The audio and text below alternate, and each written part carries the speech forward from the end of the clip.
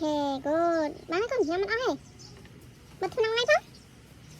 Cho nhận, con nhận bay mới ra cho nhận. Con tê cờ lóc. Đã cho mới ra. Hai mình chơi trên bịt xe tiệt. Mở lụa cho trên mọi người. Ủa rồi sao? Lụa mới xem. Ngon này. Rồi đằng em. Nhanh. Bài thay bên nhà con tứ. Con tứ cho trận ngon xả lại. Bông tìa. Sắp xử ri. Chúng ta mong ta riêng hỏi. Nhằm bài hai cho hiền mồm. Bye bye. Bye bye chị Hiệp đi. Hiệp đi, ông nhậm máy xanh.